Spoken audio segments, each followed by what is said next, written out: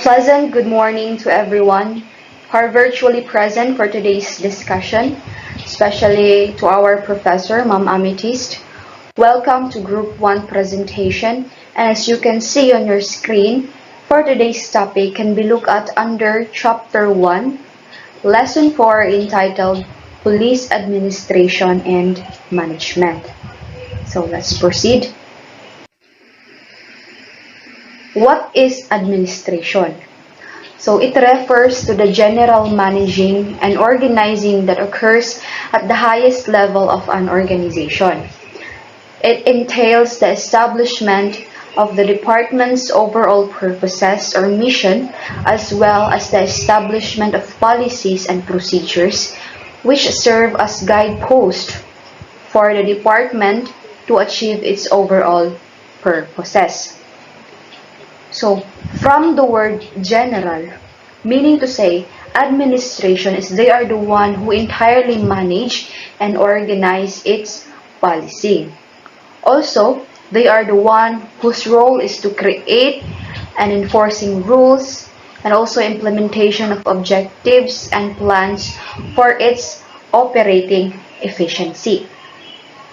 Next. What is police administration? So it means managing and organizing the police or policing. Relatively, the person that manages the police is called as police administrator or police manager. The primary concerns of police administration are, first, we have the performance of management duties within police departments, and second, the implementation of policies and programs related to crime, disorder, and public safety. So, police administration is a department that is responsible for maintaining law and order. And also, police administrator or police manager, muna siya ang tawag sa mga naga-supervise sa atong mga kapulisan. Next. What is police organization? It refers to the entity or institution with hierarchical structure formed to achieve a common goal. Maintenance of law and order, ensuring public safety and protection of life and property, or perform any kinds of law enforcement function, policing activities, and the like. The police being referred herein is the Philippine National Police. So, police organization. In police management, it is the arrangement of a group of trained personnel in the field of public safety that promotes the maintenance of peace and order, protection of life and property, also enforcement of the laws and in preventing crimes. So, kinsa man ni sila. So, ang gina-refer nila ani or ang ilang ginamin kay ang mga kapulisan or the Philippine National Police. So, nakabutang diri ang police organization according to its function. So, line refers to those police personnel who perform fundamental police activities or supervise them. So, line is the most simplest form of organization under the structure. All operations and administrative functions are included in the scalar chain of authority. There is a direct line of authority from the superior to the subordinate level through an unbroken chain. So, it is where a top-level manager has fully authority to take over on his subordinate level. Management are also responsible for decision-making. So, to make it concise and understandable, you have to remember that in line organization, there is one head for decision making and the rest are the followers for that decision. Okay, next is we have the staff. It refers to police personnel who help line personnel by providing support or assistance. So staff is purely for advisory and also to provide assistance to the line organization by carrying out its objective. So more on kining staff is nagahatag lang siya og assistant and advice sa kaning line organization. Next. So police organization and police management. So what is organization in police administration? So it refers to structuring and staffing or the placing of people in the department. Organization should be accomplished in a manner that facilitates the working relationship of a personnel and goal attainment. So in a simple way of explanation, organization is they are the group of people who's working together to achieve a common goal or objectives. Example are the PNP. They are an organization who's working together, right? And what is their goal? Simple. Their goal is to prevent crime, to maintain peace and order in the community, and also enforcement of laws and etc. So next is we have what is management in police administration. Refers to the process administrators use to give an organization direction and to influence people to work toward organizational goals. It is the action taken by administrators to implement decisions and policies. So basically, management in police organization is the process of directing and facilitating the work of the people organized in formal groups in order to, syempre, para ma-achieve ang ilahang objectives. So example, your wise use of manpower, materials, money, and equipment. So that's it. So there are two general aspects of management. First is we have organizational maintenance. So organizational maintenance refers to those administrative activities that maintain the department's ability to respond to public needs.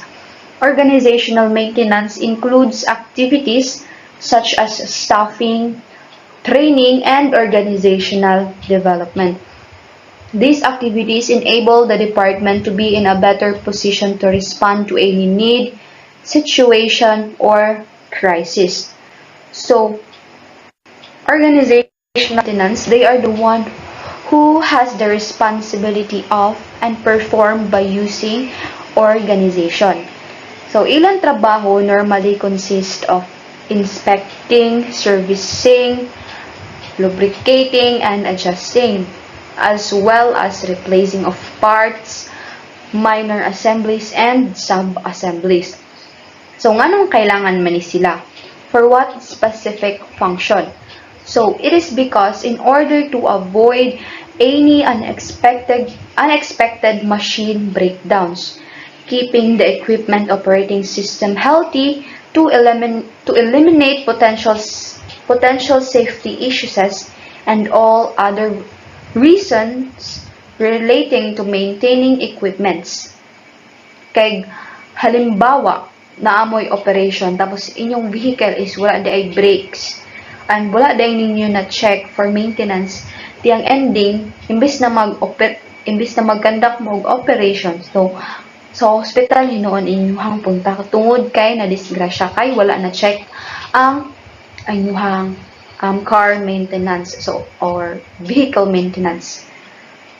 So next, so second is we have the adaptation. So it refers to the fact that public expectation and needs are constantly changing, requiring the department to change or adapt to these changes. So if a community is confronted with an increase in gang violence, the department must be able to react to this new threat. So it refers to the ability to to quickly and successfully embrace change and adapt effectively in response. Kumbaga, ikaw as a member sa police organization and within your area of jurisdiction, taas ang kaso sa mga hold-ups every night. So, example na siya. So, ikaw, automatic jud ka mag-take action ana. Halimbawa, para malusin up ang mga cases, you have to establish police visibility in every area of your jurisdiction or magpatrol kada gabi ang mga pulis. You have to adapt the concern sa imuhang community, which is dapat na nga mahatagan og solusyon instead of fearing it. Instead, mahadlo ka. Dapat solusyonan dyan na siya nimo. Okay? Next. System theory provides a good understanding of the interaction between the environment and an organization. A system is a collection of objects united by some form of regular interaction and interdependence. System theory defines two categories of system. We have the closed system and open system. Each can serve as philosophical basis for understanding how administration relates to the environment. So, considers organization as a network of system. This ensures the system's efficient functioning and secure every system with a boundary that separates it from its environment. Okay. So, closed system, it connotes a managerial philosophy whereby planning, decision-making, and day-to-day operations are conducted without regard to the environment. The values, priorities, and opinions held by people within the organization are too often only those at the top, provide the guidance for administration when the closed system philosophy predominates. So basically, this means that conceives of organization is being insulated and closed from their environment. Contemporary administrative authorities have come to view the closed system perspective as an inappropriate for the management of police departments. Why? So, ang pangutana na siya, why? Anong natawag sa contemporary administrative authorities na inappropriate ang closed system? It is because it leads to the creation of system boundaries. Kung baga, naay harang nga naga-eliminate the influences from the interaction with the environment. So, naay harang. So, these boundaries place the police agency in a position that is apart from rather than a part of its community. Next. So, next system is we have the open system. Managers adhering to open system philosophy, on the other hand, view the organization as being involved in dynamic interaction with the environment. So, kanina, ang closed system is naay boundaries within the environment. So, this time, open system involved in a dynamic interaction with the environment. This philosophy is based on the perspective that the environment affects the organization. The action of one institution in the environment will, to some degree, affect the action of the other institutions in the environment. Open system managers react to changes in the environment and balance the action of the organization with the environmental situation. So this system is integrally tied to the community and environment. Kung sa closed system is naay boundaries between police and its community, diriya sa open system is wala. So it attempts to tailor its operations and services to community conditions and needs. Interaction exists in this system, while sa closed system is walay interaction nga nagahitabo. Next. So now we are here in the management theories by Frederick Taylor's Fourth Principle of Scientific Management, 1911.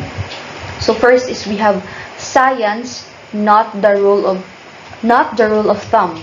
So replace working by rule of thumb or simple habit, a common sense, and instead use the scientific method to study work and determine the most efficient way to perform specific task.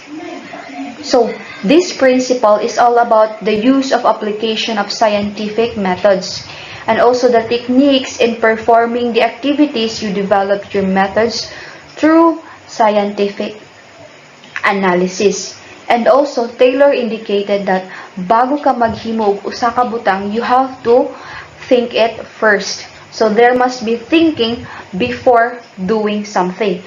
So, mao na siya inyong dapat timan-an nga kini nga principle ni Taylor, your methods develop through scientific analysis. So, second principle is we have harmony, not discord. So there must be a coordination of the activities of the employees and not discord. Rather than simply assign workers to just any job, match workers to their jobs based on capability and motivation and train them to work at maximum efficiency. So Taylor emphasizes that in an organization, there is always a chance for conflict between the employer and the employee. So, dili naman kay nag-exist na siya sa trabaho, di ba? So, let's say for example, sa balay, di ba, naaman dyan mga conflicts or mga lalis nga usahay, dili jud siya manikayan. So Taylor highlights that there should always be a complete harmony between the management and the workers para ma-achieve ninyo inyong desired goals. Okay, kung ang environment nga gitrabahoan nimo is dili ayos ang inyong relationship sa mga kauban nimo or sa boss nimo, di ba, walay lamit mo trabaho, labi nagsuguon ka, labag ayon as imo ang buot, dili successful o dili jud ninyo ma-achieve ang inyong goals. It is because kulang sa cooperation kay walay harmony sa palibot. So there must be harmony sa inyong organization. Okay? Third principle is we have cooperation, not individualism. So there should be an environment of cooperation in the organization of mutual interest.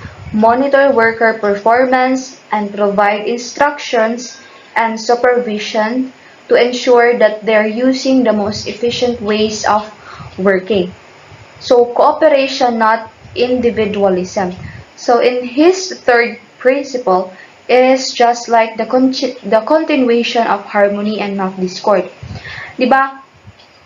Na-mention nako nga cooperation jud ang kailangan para ma-achieve ninyo inyong mga objectives. So cooperation is assumed to be motivated by outcomes that benefit the group.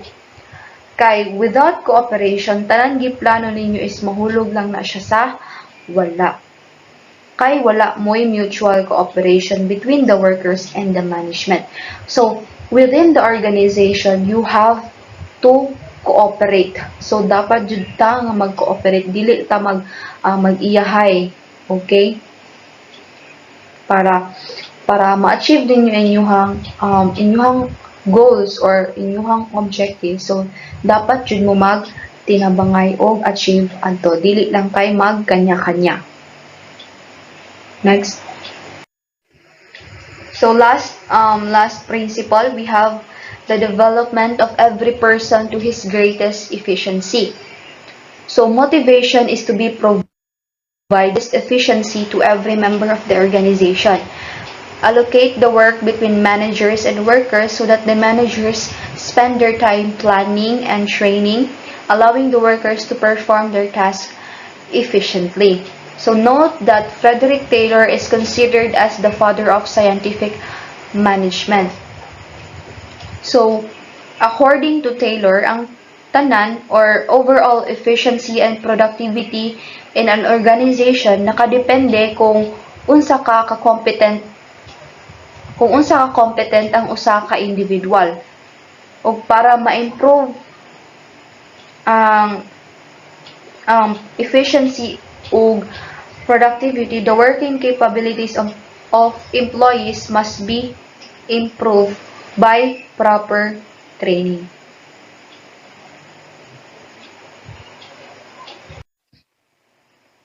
Now, we will proceed to Henry Fayol's 5 management functions, 1916. So first is we have planning. A good plan of action should be flexible, continuous, relevant, and accurate as it unifies the organization by focusing on the nature, priorities, and condition of the business, longer-term predictions for the industry and economy, the institution for key thinkers, and strategic sector analysis from specialist staff groups. So, planning is looking ahead. It is your determination in advance how the objectives of the organization will attained. Kumbaga, nana kay overview sa pwede nga mahitabo. That's why you have to establish a plan. Henry Fayol's 5 management functions in 1916. First is we have organizing. Organizing is as much about lines of responsibility and authority as it is about communication flow and the use of resources. So in this organization, di ba, tarong lang ang function sa usa ka organization if tarong sad siya pagka-organize. That's why there must be a capital, staff, and raw materials so that the organization can run smoothly and it could build a good working structure. Second is we have commanding. Pasensya na, wala na akong naapil tong katong mga from letters A to H. So, commanding. When giving an order, you have to give it in a clear working instructions so that ang imuhang employee makahibalo kung ang unsa ang imuhang gi-require sa ilaha ug sila makasabot dayon. And also, employers are capable of motivating a team and encouraging employees to take initiative. Kay nabe uban mga employers na dili na gani sila nagahatag og instructions or dili na sila nagapanugo kay gusto nila na ikaw as an employee kumbaga ikaw na ang mag-initiative ana og buhat. Next we have coordinating. So coordination involves determining the timing and sequencing of activities so that they mesh properly, allocating the appropriate proportion of resources, times, and priority, and also adapting means to ends. So, coordinating, it aims at stimulating motivation and discipline within the group dynamics. And also, naga-require ni siya o good communication and good leadership. So, dili pasabot na ikaw, kay leader man ka, na nakay karapatan magbuot og desisyon og imuha. So, dapat you have to coordinate. So, and then, diha na mo mag-decide sa inyong gusto ninyo nga plano. Makipag-coordinate ka sa inyong mga kagrupo or ka-subordinate para dili maiwasan ang mga miscommunication or kaning mga misunderstanding. Controlling means checking that everything occurs according to the plan adopted, the principle established and the instruction issued, taking appropriate corrective action, periodically checking for weaknesses, errors, and deviation from the plan, and lastly, checking that the plan is kept up to date. So controlling, you have to verify whether everything is going according to the plan. Kung tanan ba nga inyong nasabutan is nahimo or naabay mga lapses, na ay mga kulang or na ay mga sobra. So now we have Fayol's principle of management. First is we have division of work. Dividing work among the workforce help improve the quality of the overall product. Henry Fayol said that specialization in work increases the productivity and improves efficiency. Division of labor also leads to the specialization, accuracy, and speed to the workers. This principle is applicable both in managerial as well as technical work. So, division of work. So, in this kind of principles, when workers are given a specialized task to do, they will become more skillful and more efficient in it. So, by task siya, kay if dili nimo i-divide ang imuhang mga employees, halimbawa, na ay isa na daghan kaayo gihimo nga trabaho, how can he or she become more efficient and skillful kung nahati permi ang iyahang task? Napay tendency ana na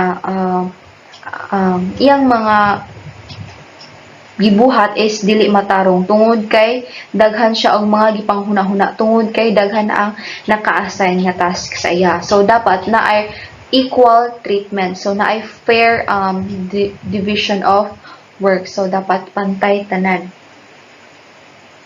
Second is we have the authority and responsibility. These two key things in management work hand in hand. While authority enables the management to delegate work, responsibility makes them accountable for any work done under their leadership. Henry Fayol said that the power of authority accompanying responsibility gives the management the right to order subordinates along with a duty to be liable for acts of subordinates. So this basically means that you as an employer, you have to use your authority, your responsibility in order to function not just for yourself but also to your employees as well. Because if employers did not have the authority, that then they would lack the ability to get work carried out. Next, we have the discipline. This third principle propagated by Henry Fayol is one of the core values in any system. Good behavior and civilized interaction make the management work smoothly and efficiently. Good conduct by employees also helps them smoothly program in their careers. So discipline, it's the fact that discipline is needed within the organization for it to run effectively. Para na disiplina ang mga workers, employers must build a culture of mutual respect and motivation. Actually, dili lang man kay sa organization ni nag-exist, kundi naaman dyan siya dapat sa matag isa sa atua, ang discipline o ang respeto. Okay, so next. Unity of command. It basically means following a chain of command. A person should ideally answer to just one boss. If an employee is given a work from more than one boss, there arises a conflict of interest. This can lead to confusion among employees and hard to pin the accountability. So unity of command, there should be a clear chain of command. So, unsa man yung chain of command? Ang chain of command is referring to a continued position who takes the lead in controlling the entire organization.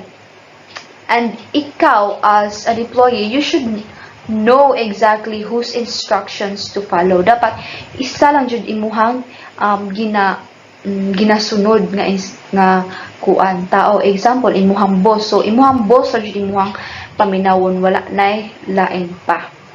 Okay? So unity of direction. There must be a unified goal.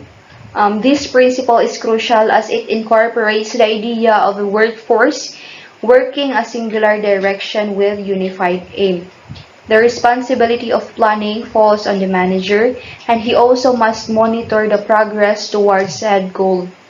So, dapat ang mga empleyado, their work should be organized in a way that employees are working in harmony toward a shared objective or goal, using shared methods or procedures.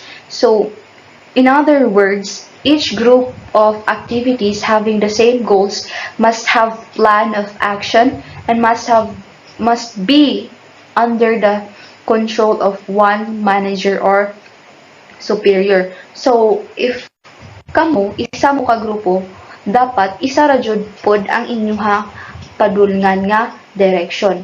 So, kung ang inyuhang aim sa kinalasan is taas mo og kani mahimo, taas mo og ma-achieve sa kinalasan, dapat mao jud na inyuhang dapat padulngan. So, naamoy unity ba?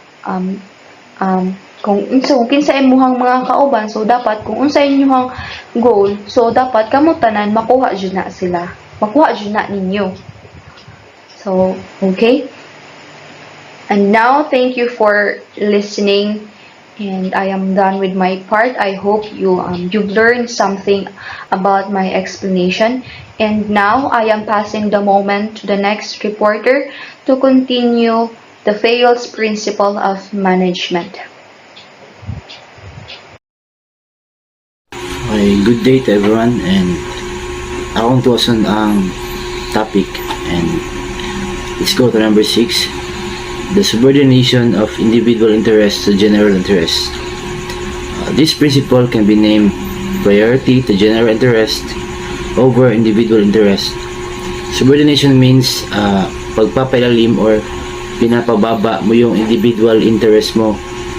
According to this principle, the general interest of the organization is above everything. And according to this principle, definitely, if one is asked to place individual and general interest in order of priority, the general interest jud gihapon ang manguna. And for example, ako isa ka manager sa isa ka restaurant. Tapos there's a thing na makabuhat kog decision na maka-hurt sa ako self, but on the other hand mas makapaayo, mas makapalambo sa restaurant, and I should give prior interest to the company and take the decision accordingly. And on the contrary, if na may decision na makatabang lang para sa manager nga ako, but in the result of a great loss of the company, then such a decision should not be taken by me, for example. Okay, let's go to number 7.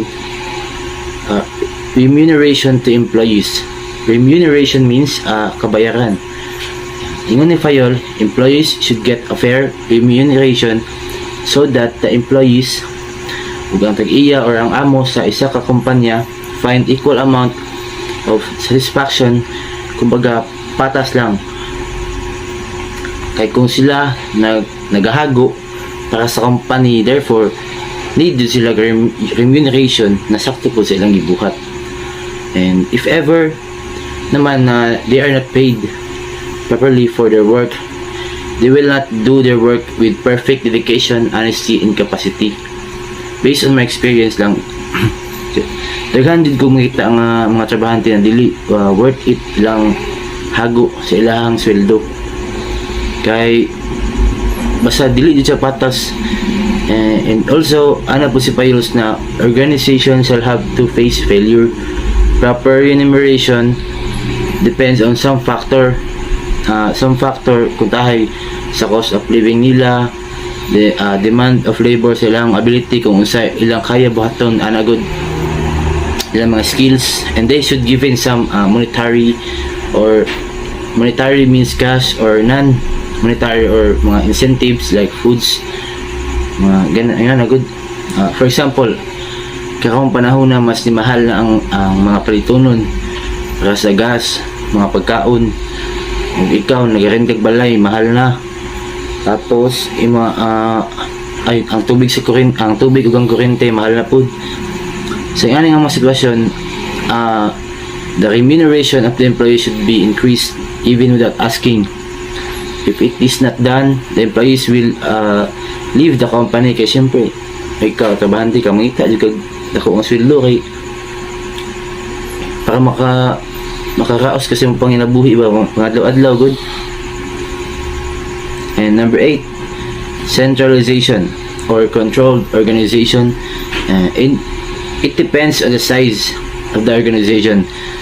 It is important that the power is centralized or controlled, so that the decision making is patas tanan and not arbitrary or sariling kagustuhan. Ano pasifayo, there must be a balance in the hierarchy and division of power.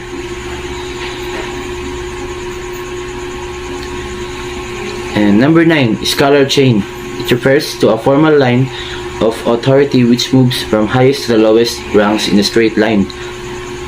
In Fayol's opinion, he said that this chain must be allowed in a strict manner, so it means each communication must move from top to bottom and vice versa in a straight line. Ang importante sa kondisyon dire kay walay malaktaw, overlook during communication. Based on my research, Files has explained this principle with the help of a ladder. Bali ang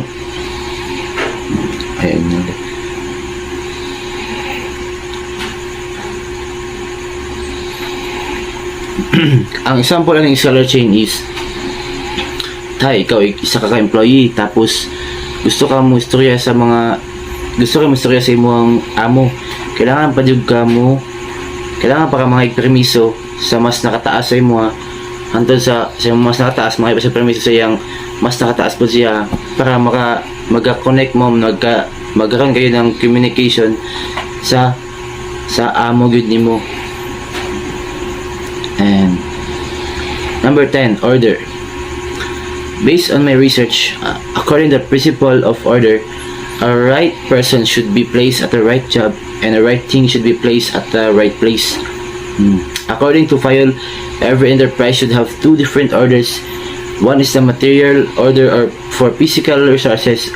These are tangible things like tools, equipments, and for example, sa isang factory, the employee should know the place. Ikaw naka sa factory, trabaho ka, ikaw dapat kabalo ka kung asa ginabutang ang equipment na imong gamitonon.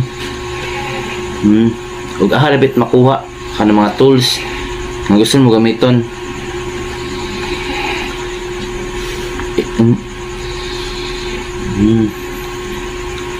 And diri mo pasok siya sa the right thing should be placed at the right place.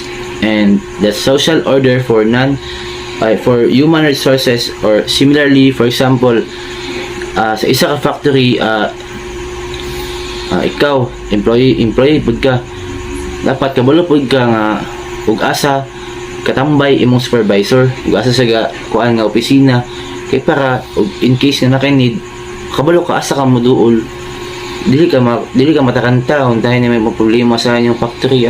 Good. Number 11, equity.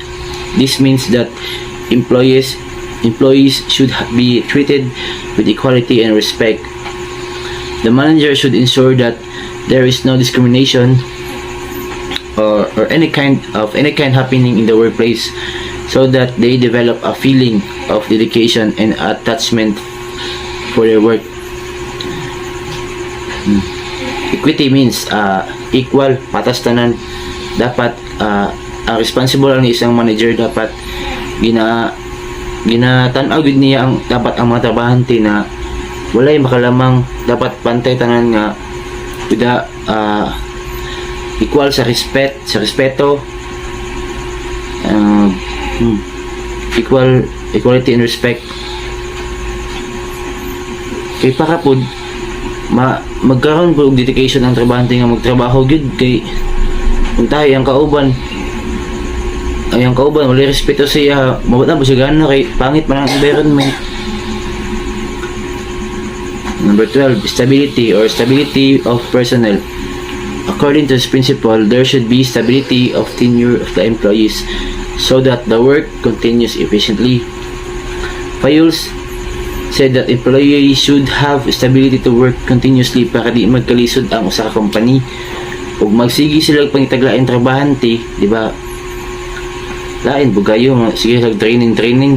Fayul thinks that instability in the tenure of employees is a cause of poor management and results. Higher rate of labor turnover will result in increased expenses because selecting them time and again and giving them training afresh. Gasto kayo. Kasi sige tayo, mangita na po daglain trabahante. Mag-training na po, madugay ang trabaho. It also lowers the prestige of the organization and creates a feeling of insecurity among the employees, which keeps them busy in finding out new avenues of work. Consequently, the sense of dedication cannot be created among them. For example, if the workers of the company are not treated well, also the atmosphere are unhealthy, syempre wala magdugay sa ingan ng style. Dapat healthy gid environment para wala manghawa ang trabahante. Muna ang ginakuan pasabot sa iyang principle ang stability of personnel.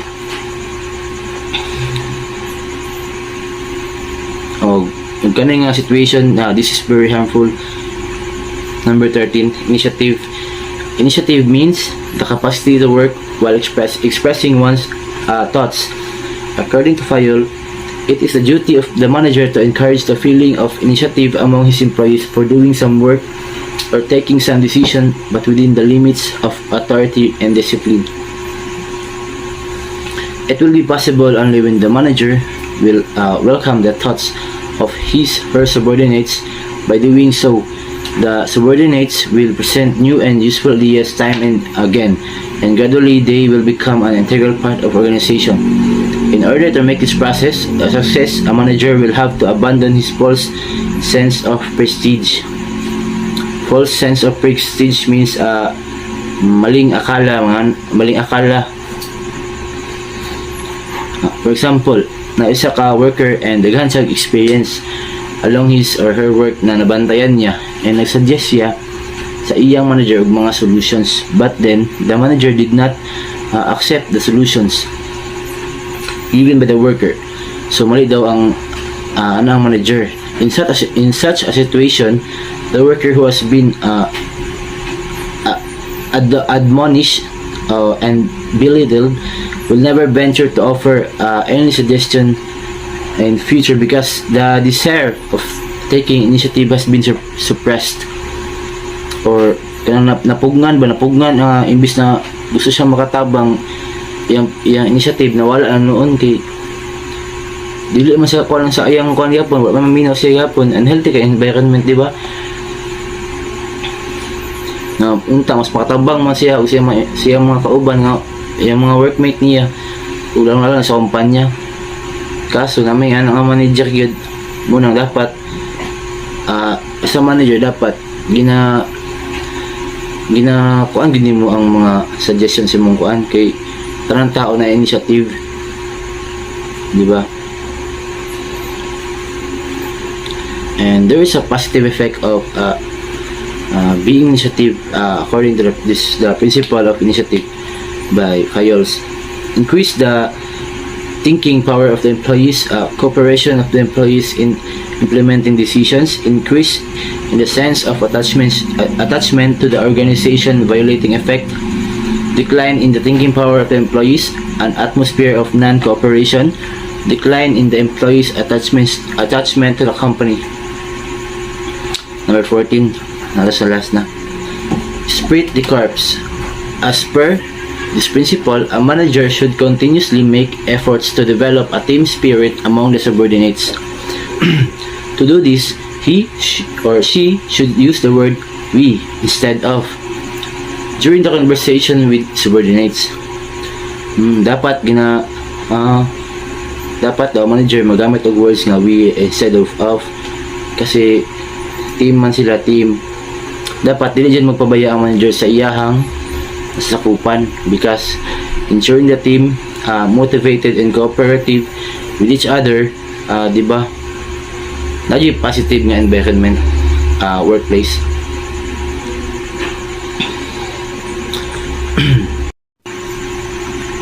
Luther Gulick's Principle of Organization, 1937. Magkataw gamay background lang ni Luther. Luther Halsey Gulick was born January 17, 1892 in Osaka, Japan. His father was Congregationalist missionary Sidney Louis Gulick, 1860 to 1945, and his mother was Clara May Fisher Gulick. Luther Gulick graduated from Oberlin College in 1914 and received his PhD from Columbia University in 1920. Luther Halsey Gulick was an American political scientist, Eton Professor of Municipal Science and Administration at Columbia University, and director of its Institute of Public Administration, known as an expert on public administration. Division of work by Luther Gulick. It considers division of work as the foundation of the organization and the reason to form it. Other compelling reasons of work division are the following: human nature. Number one is human nature.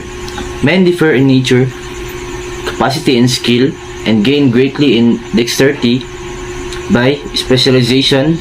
Kumbaga sa human nature, mas kusgan jud kung atong tanawon, mas kusgan man jud ang mga lalaki kaysa babae, di ba? Og daghan og mas dalubhasa ang mga lalaki sa kadaghanan sa mga trabaho. Time. The same man cannot be at two places at the same time. Dili pwede magsabay ang isa ka man o isa ka man. Kay kung tahay kani siya lalaki, dagan sa skills kani po siya dagan sa skills kani sa duha.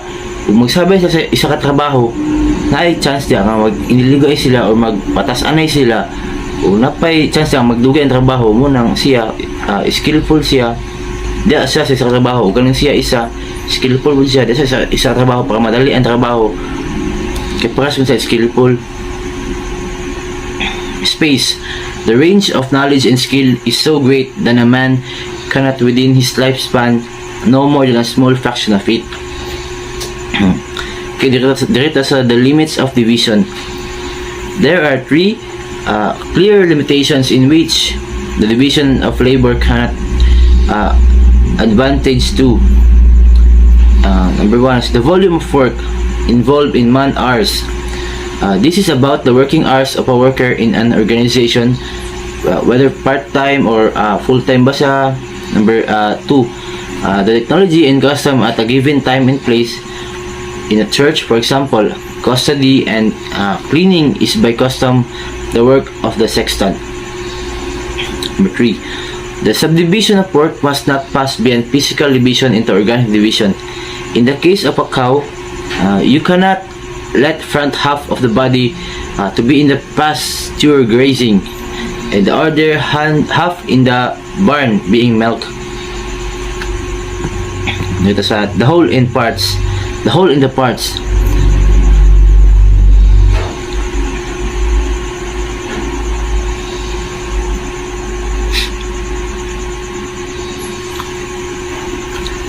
in the parts.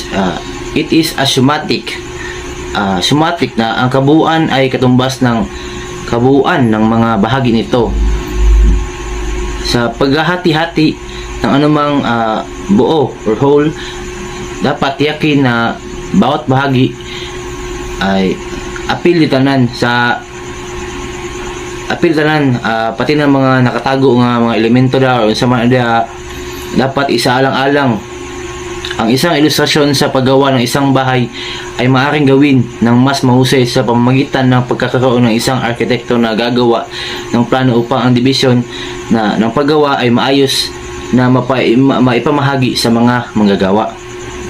Sa ganitong paraan, maaaring malaman ng bawat bihasang manggagawa kung ano ang gagawin at kung kailan ito gagawin. Mababawasan din ito ang pagkasira ng mga materialis at mabawasan ang oras na ginugugol sa paggawa ng bahay. Ang pagpayag ng isang tao lamang na gawin ang lahat ng gawain ay magiging isang banta lamang. Kung mas nahati ang gawain, mas malaki ang pangangailangan ng pangkalahatang pangangasiwa at koordinasyon. Ang koordinasyon ay dapat makuha sa pamamagitan ng matalino, masigla, matyaga at organisadong pagsikap. Dito sa condition of work. This can be achieved in two ways. Number one, by organization. Sa pamamagitan ng pag-uugnay ng mga subdivision ng trabaho, sa pamamagitan ng paglalaan ng mga ito sa mga lalaki na inilagay sa isang istruktura ng autoridad upang ang gawain ay maiugnay sa pamamagitan ng mga utos ng mga nakakataas sa mga nasasakupan na umabot mula sa itaas hanggang sa ibaba ng buong negosyo.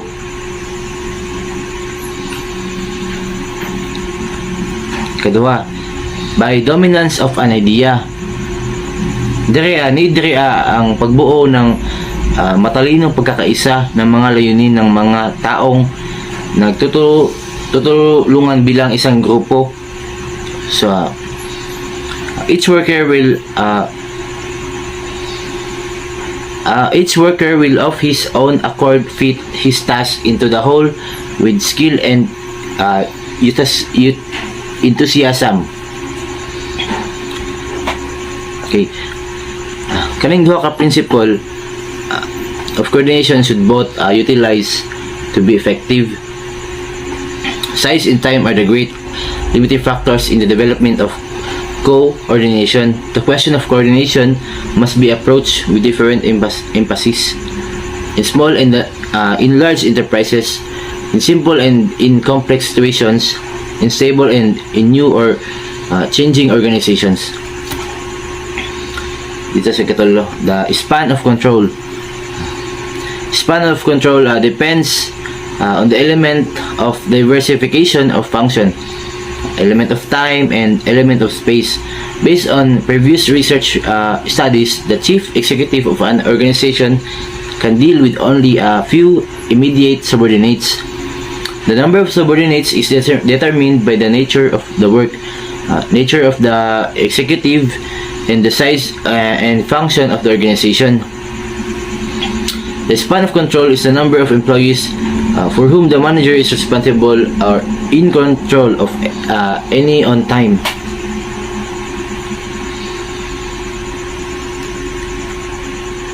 Dito sa one master. A man cannot serve two masters. Is considered a theological argument because it was already accepted as a principle of human relation in everyday life. In administration, the principle of unity of command will prove that a workman subject to order from several superiors will be confused, inefficient, and irresponsible, but a workman subject to orders from one superior may be methodical, efficient, and responsible. Unity of command refers to those who are commanded and not to those who issue the commands. For example, and based on my experience lang, na ako'y amo and then naa siya uyab, tapos naa sila business. Let's say na sa katong isa ka na ako kaamo tong business, bali ang uyab murag nag apil-apil kay lagi uyab sila maong nagahatag na pud sa commands sa amoa.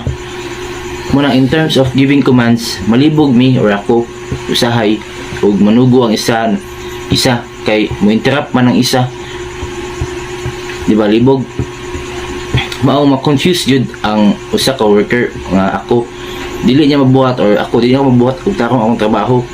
Kay kung ang isa manugog trabaho, magtrabaho jud ko, kaso ma-interrupt man isa, masuko man kanang kutali kanang mag-away sila ba niya nga, and it will cause for me irresponsible para sa isa.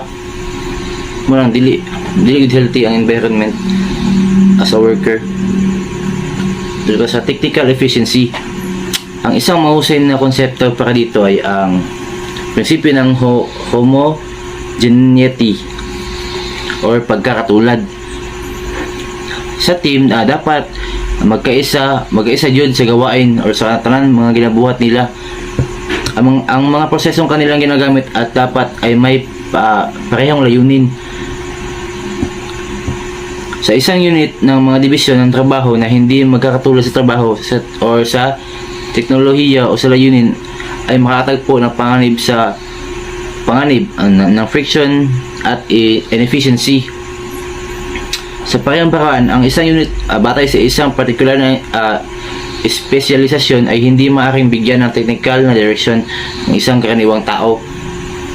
Munang employees should be unified and work as a team, because if one of them are not unified or working as a team, it is inefficient to work. Kay naaman dyan sa isa ka grupo, naam dyan muligas batasan nga naam good man may inefficient ang dili na may unified ang sa ka team. Walay homogeneity or pagkatulad. Ito sa Cavemus Expertum. This means that a technical expert sometimes assume knowledge and authority in fields where they have no competence. Professionals consider themselves as having the profound sense of omniscience, but they have their limitations. That the true place of expert is on top or freely available whenever needed. Muna sila, not on top or to the highest point. The essential validity of democracy makes life of a man richer and safer. That efficiency will be secured more through the use of technical specialists to establish control, but not to do supervisory control. A government which ignores the conditions of efficiency cannot expect to achieve efficiency.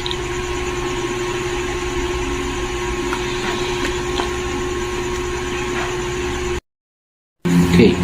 Luther Gulick's responsibilities of police administration. Okay. Dito sa planning. According to marketing91.com, planning is the hallmark of intelligent behavior. An organization, in order to reach its goals, must first set them right. It is deciding the direction in which all the efforts and all the manpower of the organization will be directed over a fixed tenure of time in order to strive for a predetermined outcome. This outcome must be challenging enough to motivate, but not daunting so as to scare and frustrate the work phase. Planning. From the word planning, dapat nakaplano imong goals, nakaset sag tama, sakto.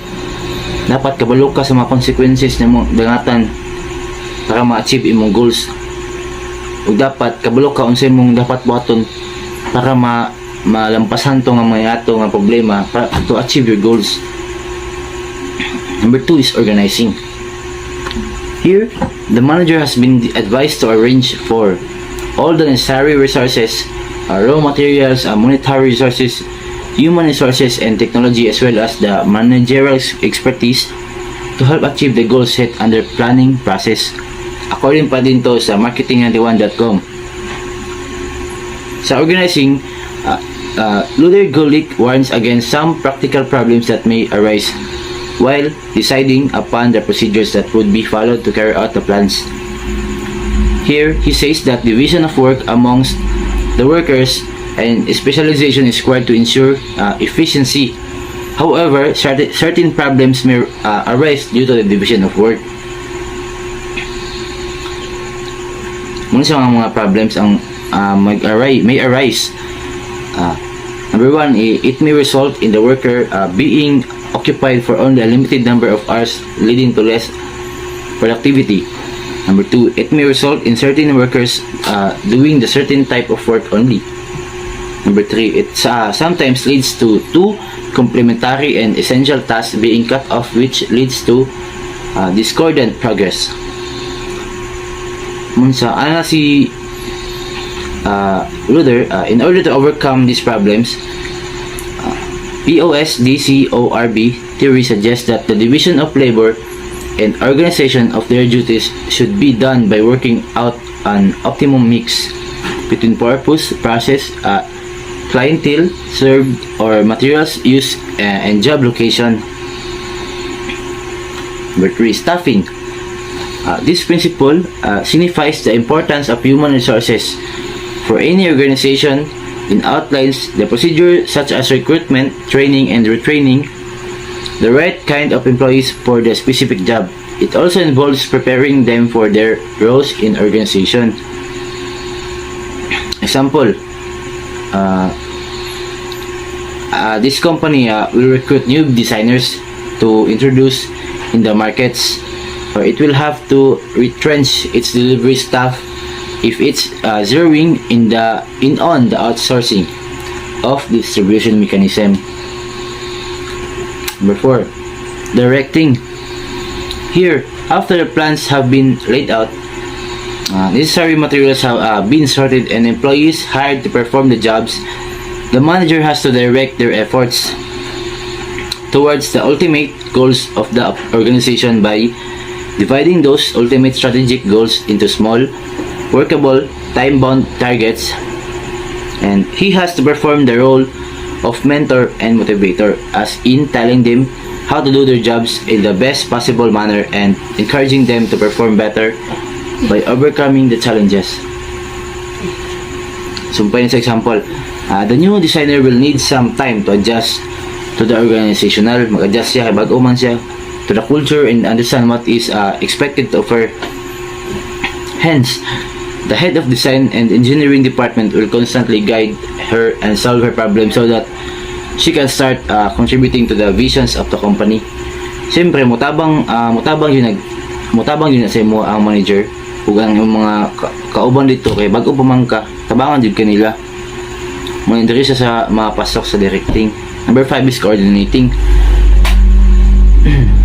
Here, the chief manager would have to take steps to coordinate the efforts by various departments so as to ensure that they are moving in tandem with each other. If one department moves out of sync, the efforts of all departments will collapse. For this, the manager has to arrange for the following two things. Okay, number 1, he has to appoint managers for each department or workstation who will coordinate the efforts of the employees under their charge with those under other managers. This delegation of authority has to exist for seamless coordination. Number 2, each and every day, employee has to be made aware as to how his role fits into the larger organizational whole. This gives him or her a clear idea as to his responsibility and prepares him or her to take necessary efforts for doing his part of job. Number 6 is reporting. Reporting refers to keeping the channels of communication open both the ways throughout the organization. This helps in reporting the progress of the work to the superior authorities and lets them make modifications to the plan if required. Similarly, all the essentials exchange of information such as problems of employees, new regulations, appreciation, etc. can be easily shared with the concerned parties in very less time and minimal distortions. For example, there will be a weekly or bi-weekly meetings held in each departments where the progress of the period will be reported to the discuss with the departmental head. Number 7 is budgeting. Finance is the lifeblood of any organization. Appropriate and consistent account of every penny spent is crucial for the survival and prosperity of any organization. Resources, money, material, and time should be allocated to each and every work center or project in advance, and the employees responsible should be held accountable for their stipulated usage. This is necessary to gauge the estimates for any such future requirements, and also to investigate any source of mistake or fraud.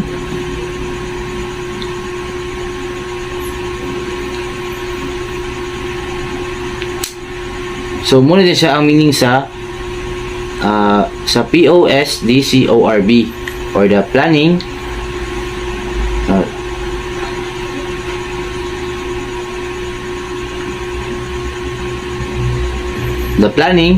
organizing, staffing, the directing, the coordinating, the reporting,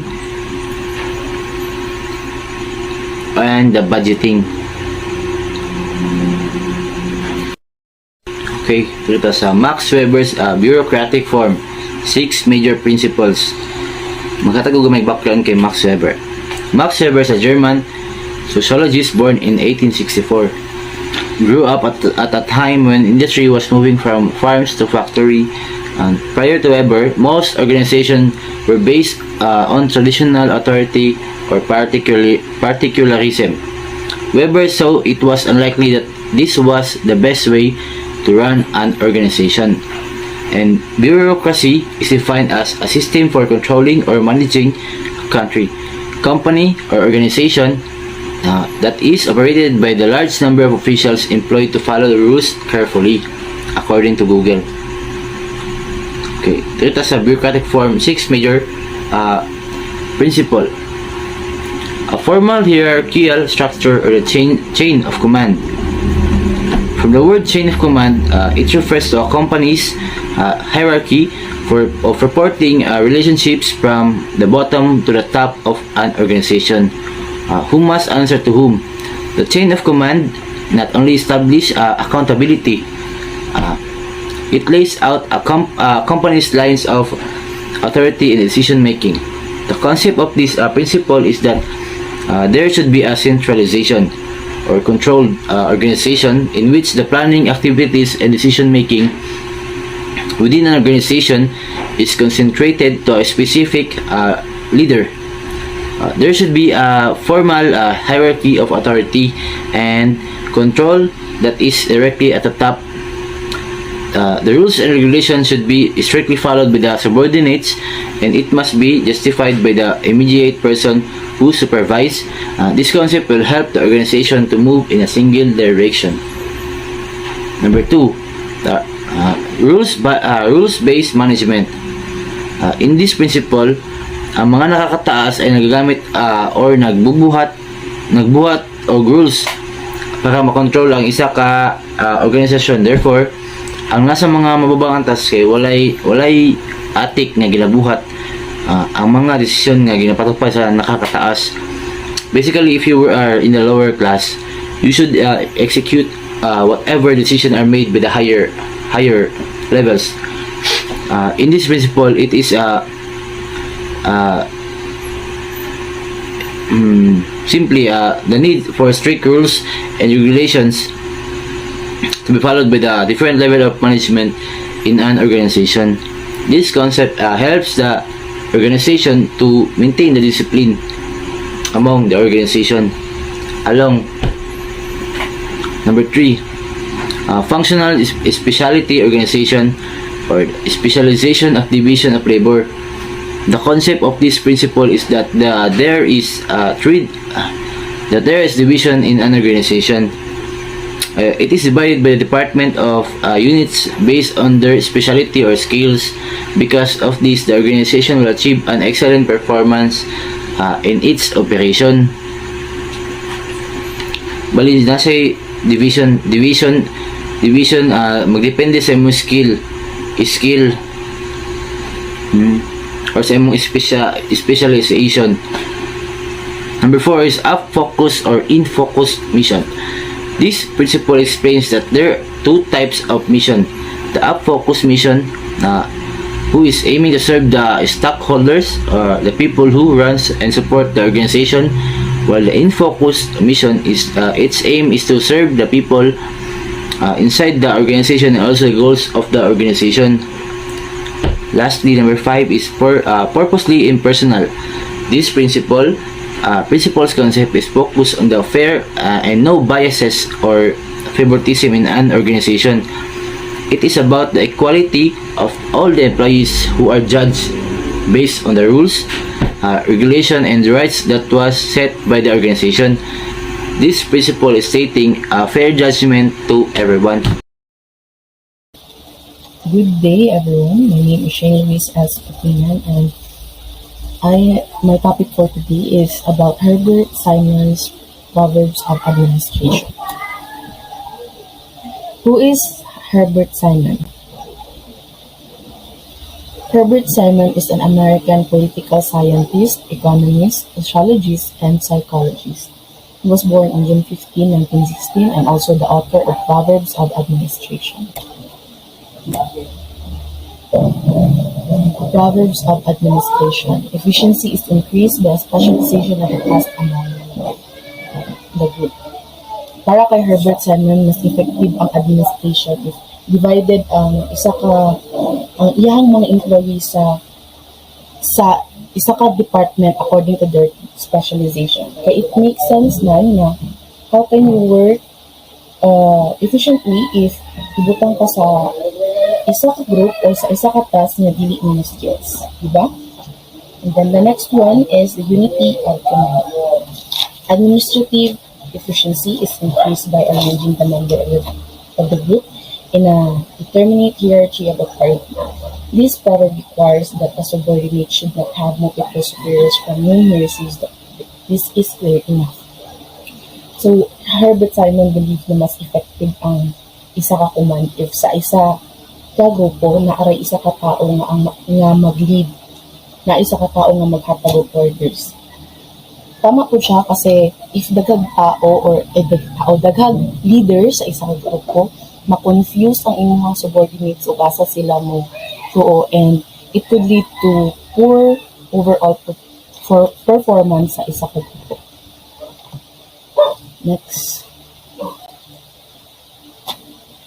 Span of control. Administrative efficiency is increased by limiting the span of control at any point in the hierarchy of a small number. So, it states here na ang span control is really part na dyan siya sa isa ka organization, but for Herbert Simon, mas prefer niya na i-limit ang span control sa isa ka grupo ay para matutukan ang iyang tao or para dali ra niya like as a leader, dali ra niya makontrol ang iyang tao sa isa ka grupo, which is tinuod kay pag ikaw ra isa ang leader or imuhang members is lampas 10, then it's really hard for you to take control kay naaman dili iwasan nga sa isa ka grupo na adyo magbinuang, then gamay ra mo lihok. Pero tungod aning span control ni Sir Herbert Simon, feeling ako mas effective yun siya nga matutukan nimo ang imuhang mga group mates if gamay ra mo sa isa ka group. The last one is the organization. Administrative efficiency is increased by grouping the workers for purposes of control according to purpose, process, clientele, and place. Among the four na na-mention is Herbert Simon, the last one is the very important. Kaya sa isa ka administration, really effective or efficient ang work sa employee if really organize ang ilang environment. That is why sa isa ka company, divided yun na per department because each department has their own specialization, and by dividing the group according to their skills, mas hanay ang trabaho. Okay, the next topic is police organization theories.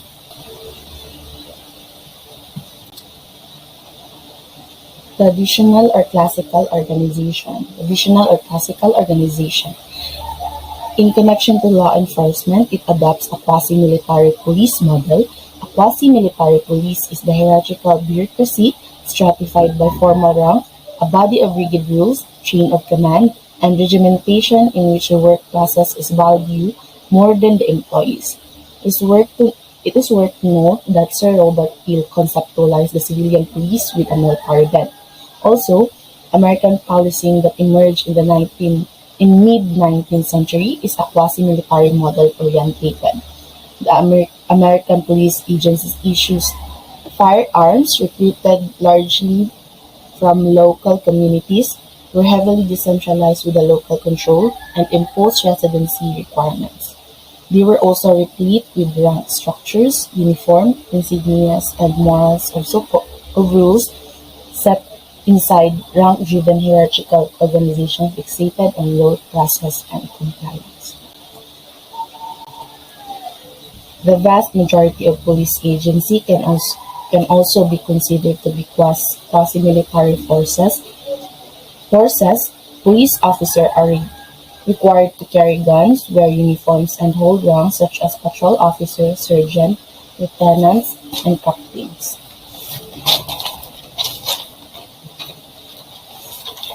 Also, logically, PNP started as a classical police organization. Ang examples of traditional or classical organization, if I am not mistaken, is Bow Street Runner and Rattle Watch from the Boston Police Force. The next one is the Neoclassical Organization. Neoclassical organization and management is behavior-based concept, also known as the Human Relations School, but later on recognized as Behavior School of Management. And the neoclassical theory has these main areas or elements.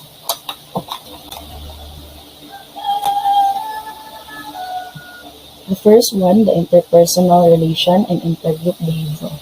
These are main determinants of employees' performance work, managerial performance, and group effectiveness depend on the interpersonal skills of a manager.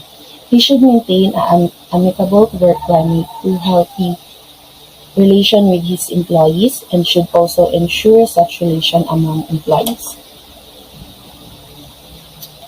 In our workplace, it's important to build relationship with the employees, especially pag manager ka. You should be the one na mag-set of good vibes or good working environments in your office, because the performance of the employees will always depend on their working environment. The next one is the learning, perception, attitudes, and personality. These are used for analyzing, while anthropology, sociology, and social psychology and political science are used for analyzing group behavior. Kaya siya na part is mostly dealing with the behavior of your workmates and you as a manager. These are used for analyzing the behavior of the person in our workplace. The next one is the transactional analysis and ego states. These relate to the study of different transactions of ego state to get meaningful insight into human behavior.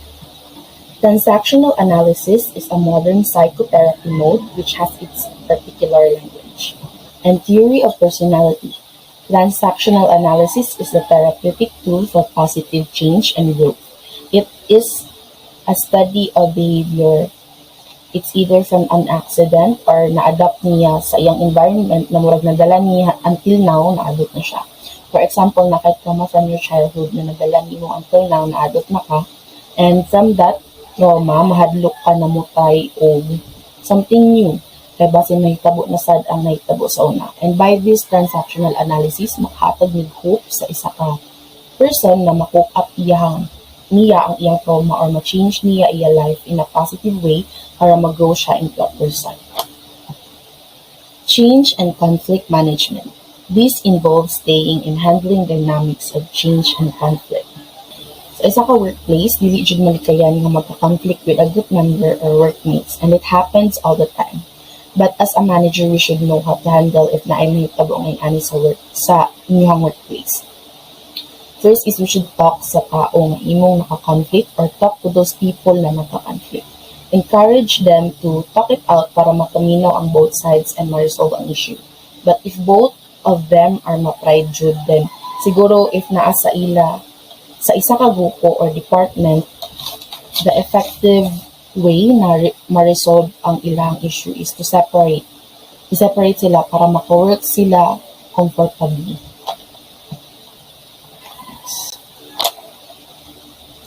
Group dynamics in informal groups. This emphasizes on studying group forces and impacts of informal group in organization.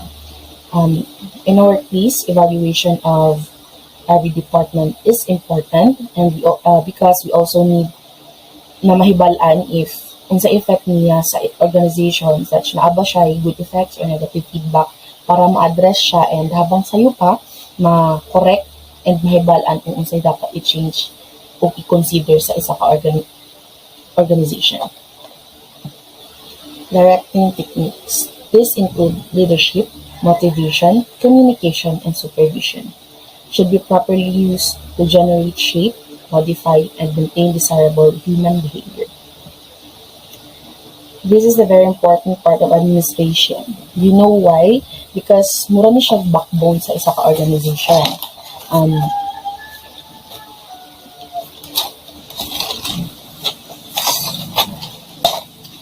If wala ni, dili makalihok og tarong ang members sa imong org. As a result, dili mo maka-provide og efficient results sa inyong job.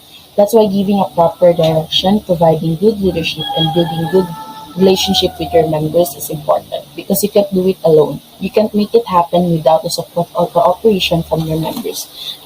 Mauna na dapat ibutang na to sa atong una, especially kita na mga future public servant na ang atuang posisyon is dili na to gamiton for pangsariling pangailangan lang. Kay kita nga public servant is we should be interacting sa community, kasi if dili pa maka-interact with them, dili mapa sa tupad ang mga policy nga atong gina-implement. Work design and organizational climate. The work design and organizational climate plays a huge role in the performance of the worker. Kaya if dili nindot or organize ang workplace, and dili nindot ang atmosphere sa office, maapektuhan jud ang performance sa imuhang mga employees. Okay. Next. Organizational design of neoclassical. Flat structure. The scholar chain is shorter, therefore communication and motivation are more effective.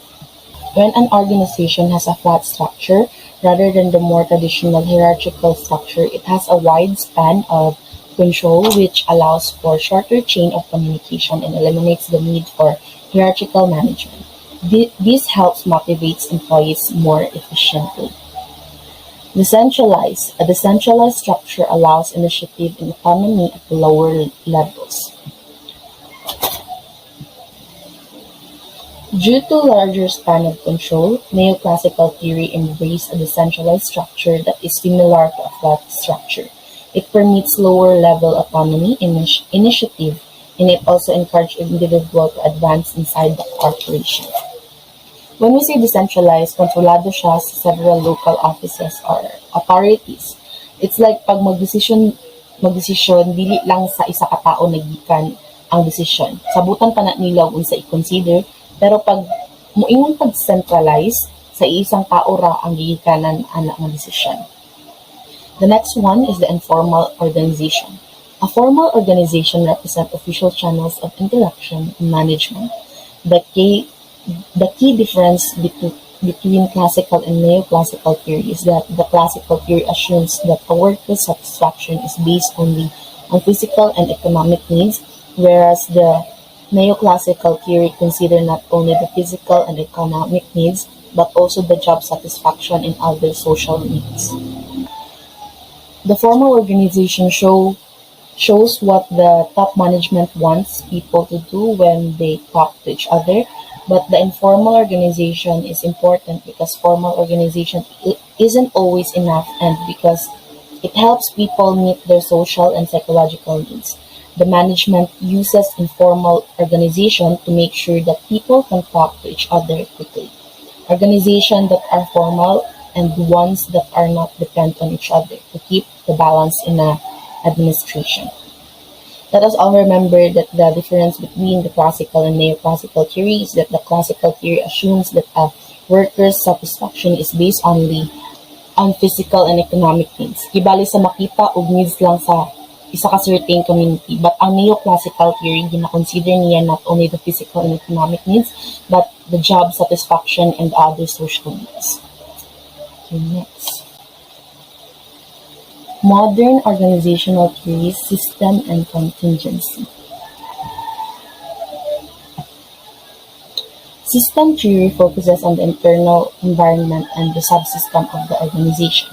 Mainly, it considers the interdependence and interaction among the subsystem. Moreover, depending on the expectation of the organization, the interaction between organization and environment constantly change.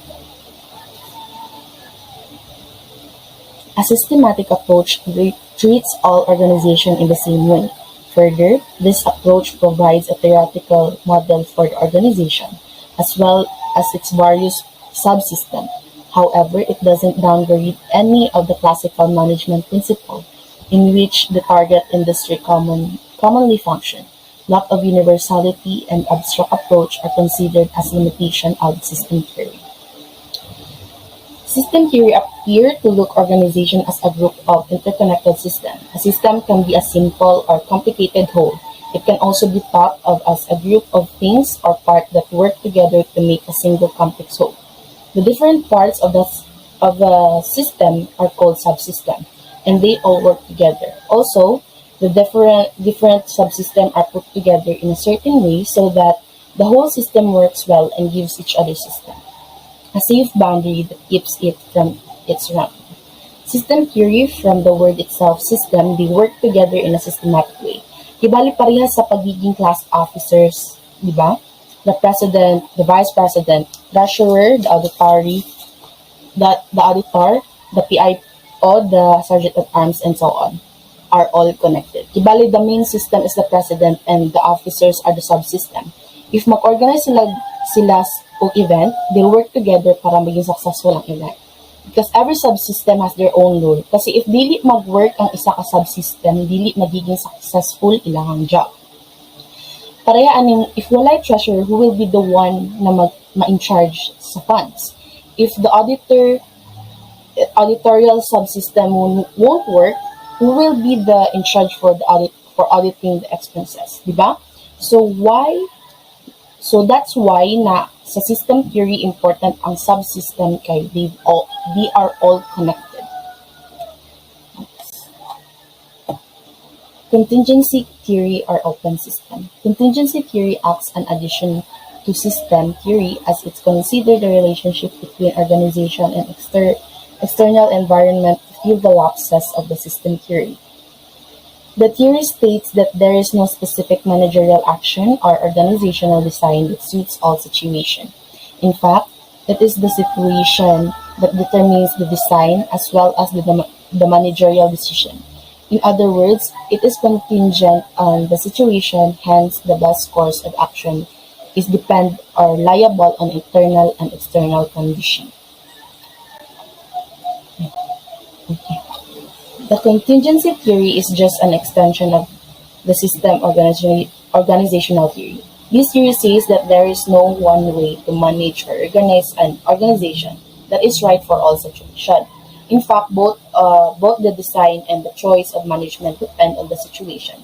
In other words, it depends on the situation and the condition. So the contingency theory is also called the theory of situation.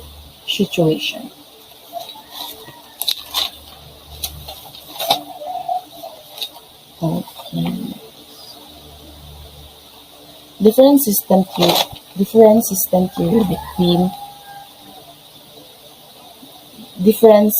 between system theory and contingency theory.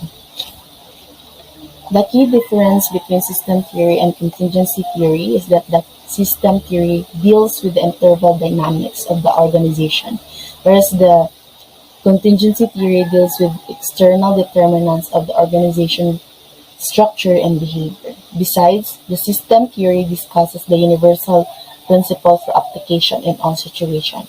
On the contrary, the contingency organizational theory works on the remedy, which says that it all depends. Moreover, the contingency theory offers a clearer understanding of the relationship between different variables of the environment. Also, this theory is performance-oriented and directed towards the application of the system theory's concept. The system theory deals with the internal dynamics of the organization, while the contingency deals with the external determinants of the organization structure and behavior.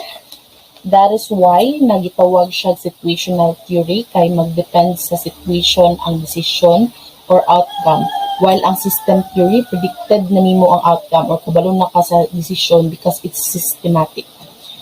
Moreover, both theories consider an organization as a system that consists of several subsystems, and these two theories emphasize the maintaining and adapting activities for the growth and survival of the system.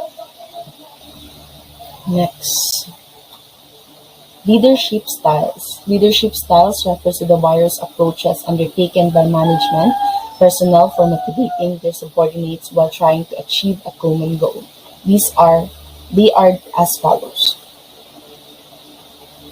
Authoritarian or autocratic leadership style. Under this form of leadership, the manager exercises the supreme control over his subordinates. He is the ultimate decision maker and believes in centralization of power. All his calls are taken without considering the views of his subordinates who are coerced and commanded to follow his order. Such a type of manager never delegates authority to anyone and is in complete awe of the power conferred upon him. Employees who follow his order are rewarded, while the ones who deviated from the same face hefty penalties. Advantages: strongly motivates and satisfies the leader dictating the term. Helps in a quick decision making, can yield positive results in scenarios requiring prompt action. Less competent subordinates fill up the lower levels. And this advantage leads to low morale, frustration, and even conflicts amongst subordinates. Complete potential and creative flair of employees remain unutilized. Subordinates often tend to invade responsibility.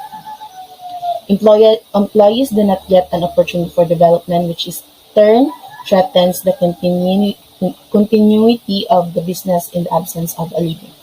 So, ang authoritarian or autocratic leadership kay kuan, he or she believe in her decision. Dili mudawat opinion sa uban.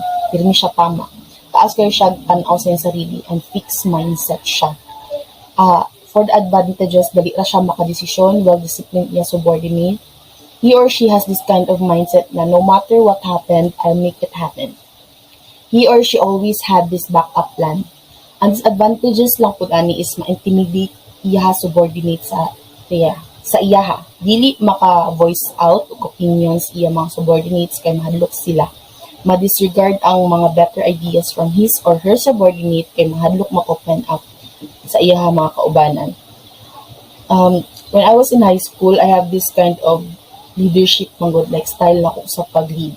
I always thought na being authoritarian person is always the best when it comes to leadership. But then I realized na importante na ang cooperation and ideas sa imong members.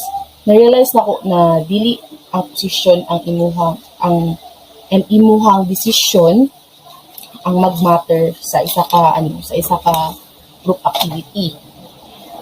You still have to listen sa imong groupmates to build good relationship to them. And it helps to avoid misunderstanding po. Kaya dili ibig sabihin na leader ka, you're always right. Walay perfect walay perfect, tanan ta magkamali. That is why it's important to listen and to communicate with your group. Okay, next. Participative or democratic style of leadership. Such a type of manager plays supreme importance to his subordinates by encouraging their participation in the decision-making process.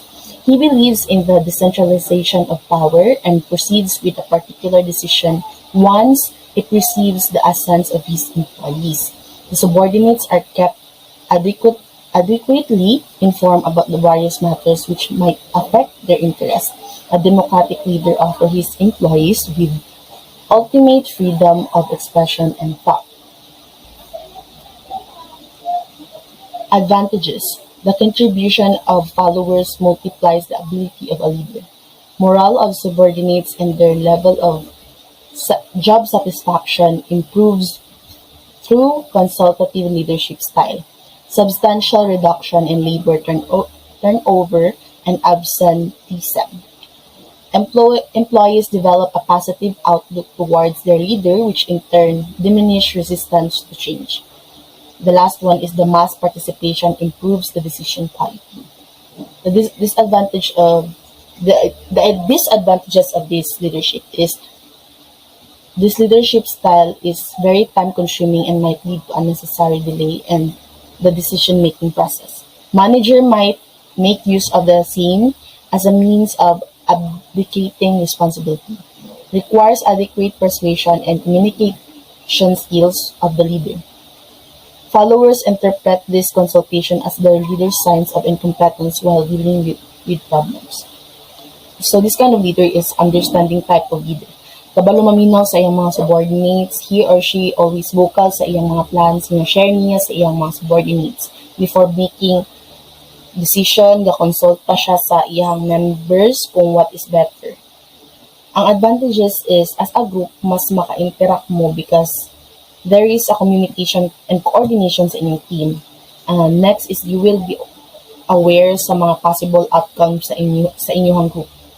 Then, ang pinakamaayo po ani is walay sisihan nga may tabo if mag-fail mo because inyong decision kay as a group man, and it will help to build a stronger relationship with them. While ang disadvantages is time-consuming siya because maminaw man ka sa mga opinions sa imuhang members. So definitely, dili ni siya pwede na leadership style if emergency decision ang kailangan. Then some of the followers might think na incompetent siya na leader kay dili siya kabalo mag-decide kay magdepende naman daw siya sa iyahang mga members. So mauto siya. And the next one is laissez-faire of free-range form of leadership. Under this leadership style, the manager delegates the authority completely to his subordinate, thus empowering them to take the decision. Such a manager actually relinquishes his position and believes in equal distribution of power. The leader provides his subordinates with necessary resources and serve as a point of contact. Advantages. Maximize the scope of development of subordinates. Bring a positive effect on the morale of subordinates as well as their level of job satisfaction. Disadvantages. Subordinates do not actually receive the support and guidance of their leader. Next is the employees might even ignore the contribution of their leader at the times. The interests of subordinates might not be in harmony with that of the organization as a whole. So, kanina leadership is open siya. All of the members sa group kay na-power na mag-lead, like feel lang jud siya. Ang advantages ani is ma-promote og quality sa team, mas open for the ideas and suggestions, but disadvantages is it can create misunderstanding kay walay nag-lead. The members might not be motivated to work because of the absence of the leader. And that is why in a group activity, it's important na naay leader para naay mo guide sa subordinates. O dili kay gamiton nimo imong posisyon para makapaglamang og tao. You should make a good use of that position to create a good relationship with your members and motivate them para good ang outcome sa inyong Okay, next. Key to leadership effectiveness. Personality. Successful leaders have a pleasing personality. Personality is the sum of physical and mental and social qualities. Personality is the only characteristic of a good leader to influence the subordinates. This trait is very important. Kay leader ka, you should be approachable type of person. You know how to interact with the people with different personality. The next one is the human skills. The human skill refers to the interpersonal skills. The leader must understand the feelings, emotions, and expectations of the subordinates.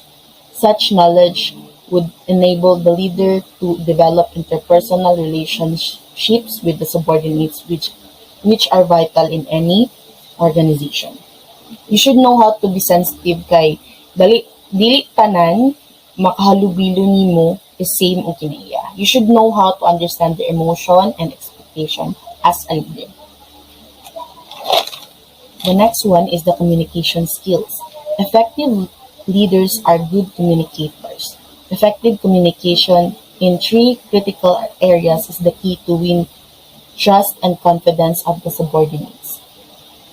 So, communication skill. If you're an aspirant leader, dapat how jud ka communicate para ma-address sa imong subordinates ang problem, then mas dali masolusyonan. And also, good communication skills can avoid conflict with other leaders or subordinates.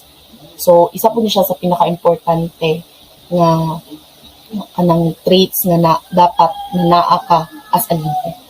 The last one is the administrative skills. Leadership should be administered as required to undertake management functions such as planning, organizing, directing, and controlling. As a leader, you should know how to manage and organize, how to plan and direct your subordinate. Kaya if wala kay ingon ani na skills, dili nimo kaya i-handle imong grupo. This skill is important kay without this magkagubot ang inyong department. So, dili ako mag-stop kay ako ang co-reporter na ang mag-continue aning topic. Thank you for listening. Good evening, I'm Elgin Torres Ripaso, last reporter. Decision making. Leadership effectiveness help leaders to affect decision making.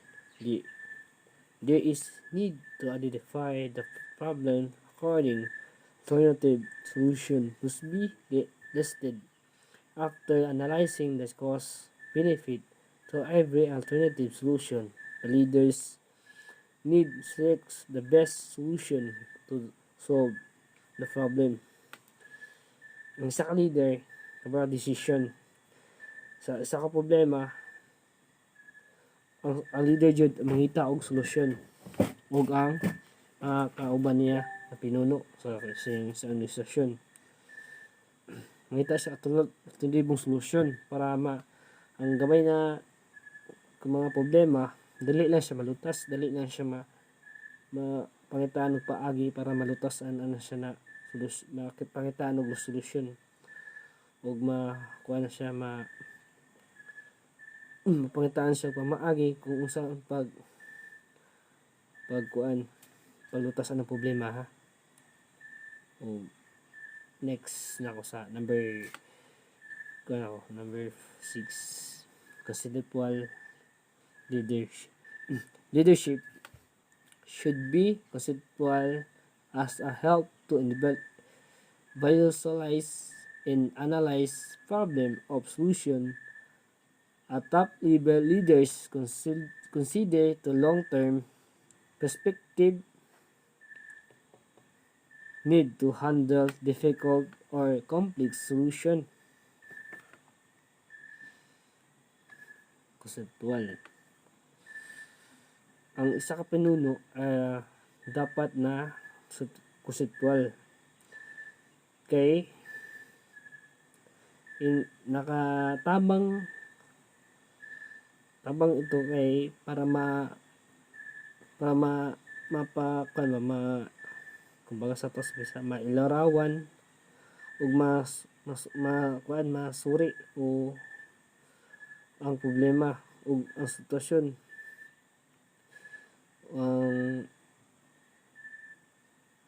Ang kuwan sa pag-antas sa isa ka pinuno, paunahin niya ang pananaw. Kailangang harapon ang mga sakit, komplikadong mga sitwasyon sa isa ka leader. Kung isa ka leader ka, sitwal, kailangan nimo harapon ang mga problema, mga kuwan. Kailangan nimo pangitukan na siya. Tapos, number 3, inhibition. Leadership should be bring in innovation, and organized innovation should be creative. Therefore, the leader should have the innovation to develop new ideas or handle activities or solution. A good sabotage expectation the leader to innovate. Mga pag-innovation, ang mga pinuno ay dapat magdala ng mga bag-ong, mga organisadong pagbag-o, ug dapat mo makialam sa mga pagkaroon sa mga imahinasyon o pagbuo ng mga ng batas, mga idea, mga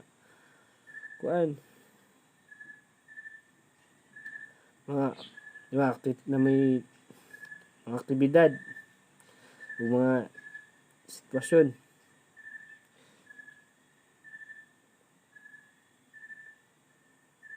O makuan na yung mahusay na pagganap niya sa iyang masakupan, o maghatag po na sa mga bagong pinuno og padulong na sa pag-unlad o pagbabago sa atong lipunan para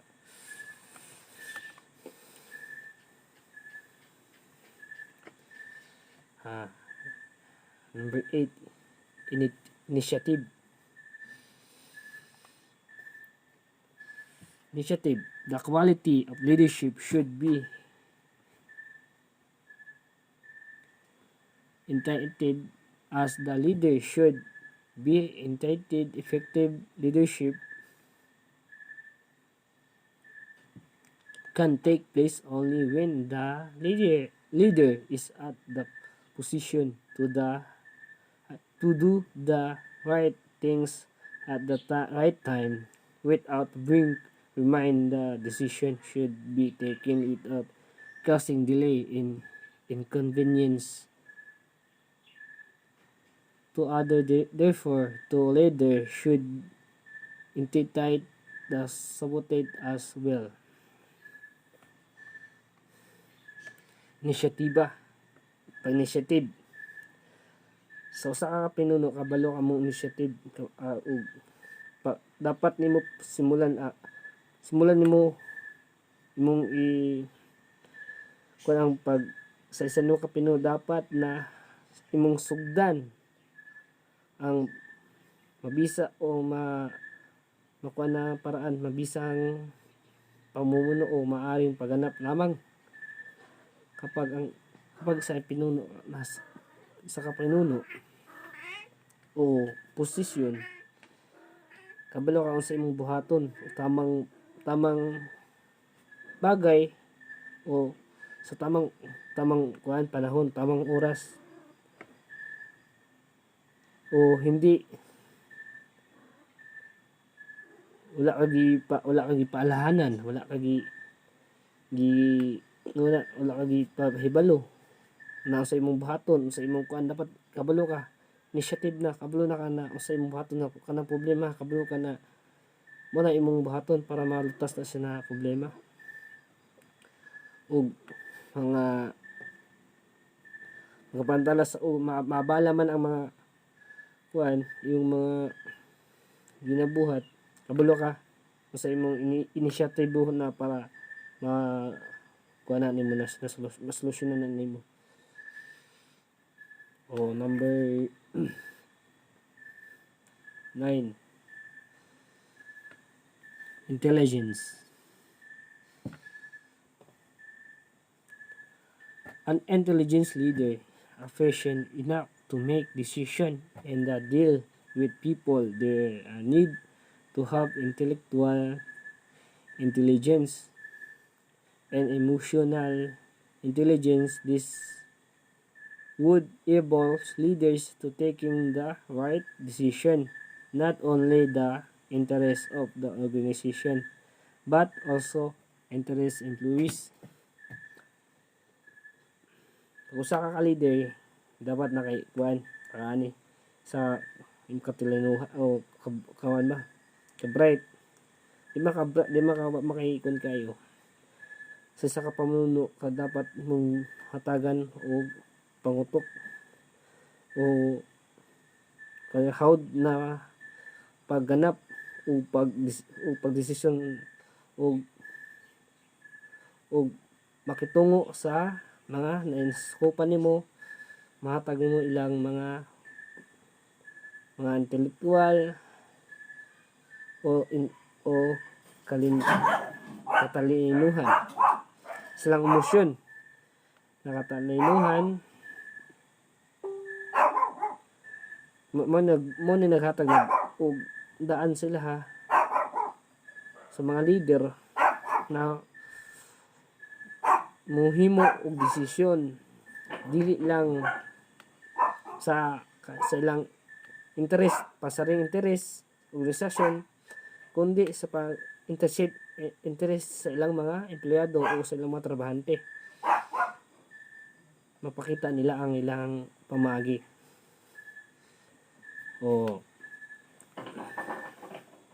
Number 10,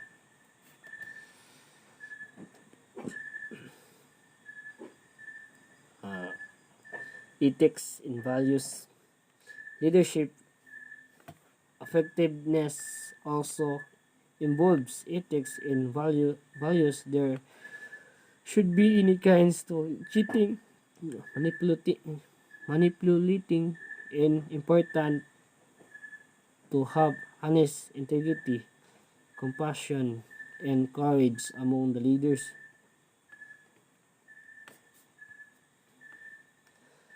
Sa isa ka leaders kabalo na intellect and value.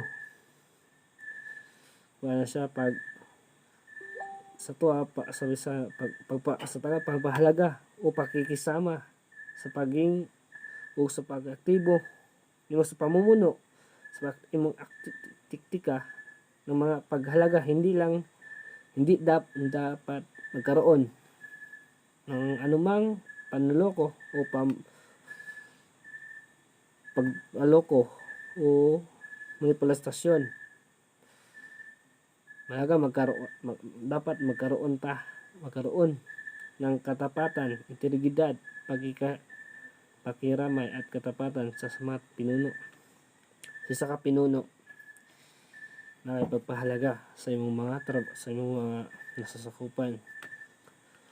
Ipakita sila na dili lang ka pinuno lang ka na ilang kahadlukan ug dapat kahadlukan ka respetuhan kay narespeto po nimo sila, na ginahatag nimo, pakita nimo sila, ginamotivate nimo sila ang value, ang pakikisama nimo sila ha, imong tahod po nimo sila bilang imong mga tao nimo o nasasakupan nimo.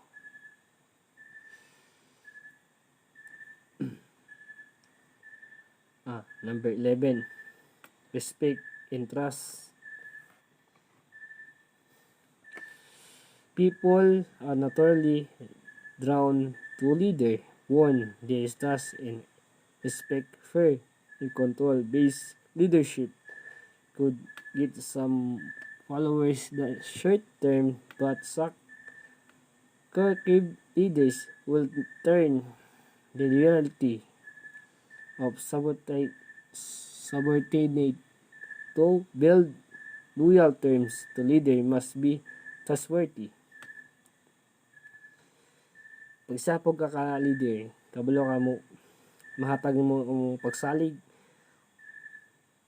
ug imong respeto sa imong mga isig ka tao. Bilang pinuno, kabalo ka magpikisama, pagtiwalaan ang imong mga tao na nasakupan.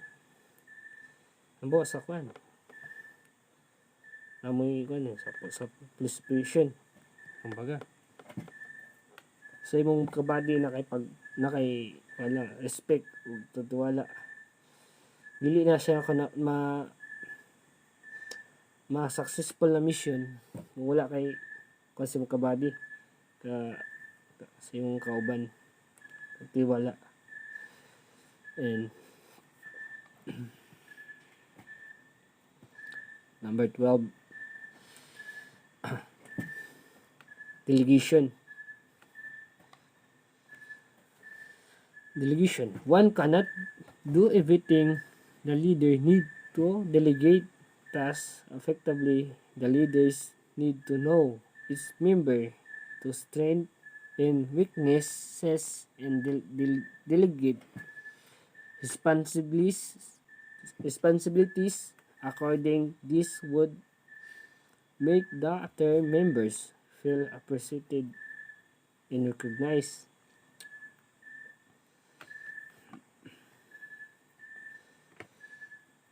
Dili lang sa sa delegasyon nimo. Dili lang sa pagbuhat sa isa ka isan mo ang buhat nimo tanan. Ang pinuno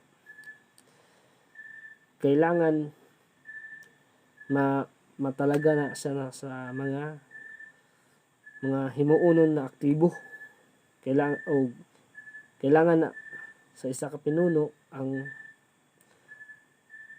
lakas o dili lang ang kahinaan sa mga membro, sa bawat membro lagi gitalaga diha na sa solididad nila ng mabuhat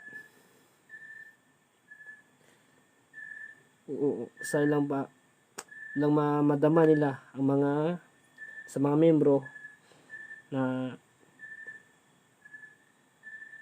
ipahalagahan sila o giila sila sa isang leader. Number 13,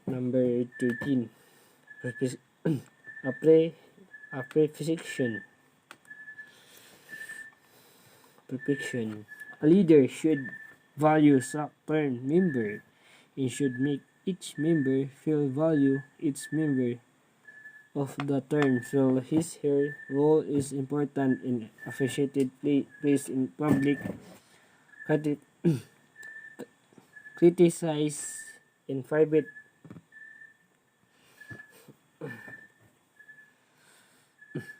Position paghalagahan nimo sa isa pinuno halagahan nimo ang bawat nimo membro o pangkat ug imong ipadama sila ang bawat na membro na mahalaga sila sa imong para maramdaman nila sa bawat membro ng imong organisasyon mapakita nimo na dili lang imong sarili imong ginapahalagahan pati sila ug pati ilang yung ginapapuri nimo sa publiko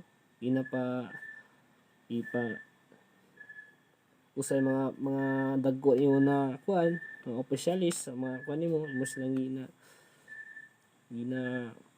gaan og reward kumbaga. Number 14, handling success and failures. It's a very important. The great leader should know how to handle each success and failure. Celebrate the success and the same time. The leader should learn from the failure. Remember, whatever their success attribute in their entire terms when them facing failure accept responsibly for the failure. Sa paghawak sa paggunit sa tagumpay ug pagka bigo o pagka pildi.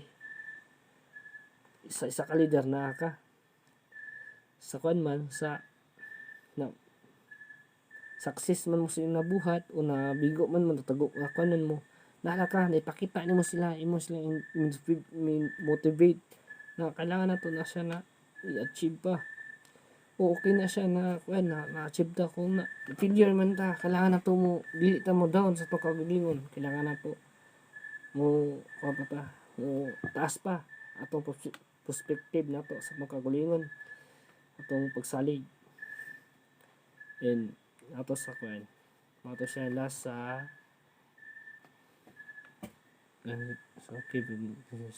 tapos leadership qualities shaping the path of success. Mga siya pamuno ng katangian na humubog sa landas ng tagumpay.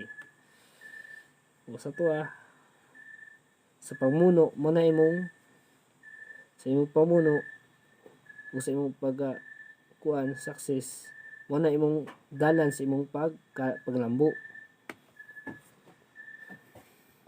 Number 1, honest in integrity.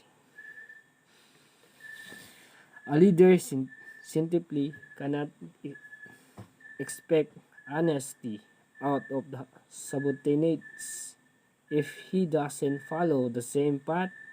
For doing, the leaders need to stick to the core belief in following ethnic path while dealing with employees.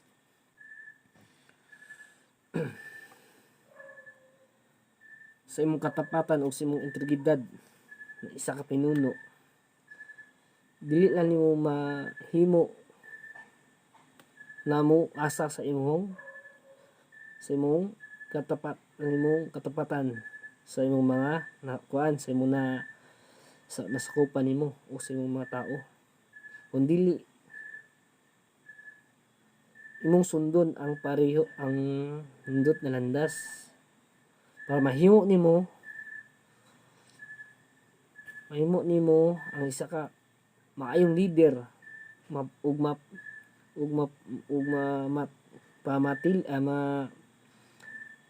kama sa tuwang makuha na to manatili o mapundo ka diha na posisyon kay na kay kuan sa imong na kay honest o integrity na kay integridad sa imong sa imong mga empleyado dili ka kuan lang og sa mga dili ka mulambo labi na pud imong mga empleyado. Number 2, po ni intelligence.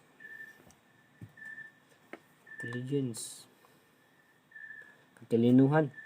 This is a extremely important leadership quality in the manager often need to exercise scientific thinking while analyzing particular solution in spite of possessing the same level knowledge as the subordinate. A leader's affect to show greater intelligence in taking decision for the might required interrupt various problem faced to clear accurate manner before assessing out of viable solution. Sa isa ka leader basta ang atong bagong presidente karon na si talino. Sa isa pa ka leader sa pamumuno niya iyang ipamakita niya di ba na kay atong naging kuan to outgoing na si PRD bright kayo ipakita kuan niya mga solusyon sa mga legal na aktibidad sa mga kuan kaso day gamay atong kuan kay tungod sa iyang pagka-bright iyang gigamit yung tanan niya na kuan sa iyang gibot sa may makitit mga nagkuan siya nagkuan siya wala niya gipaminaw ang iyang ikuan lang gigamit niya solution sa ka-leader na tarong na leader para ang isa niya kabansa matarong pod dili mapunta sa laot. And number 3, physical stamina.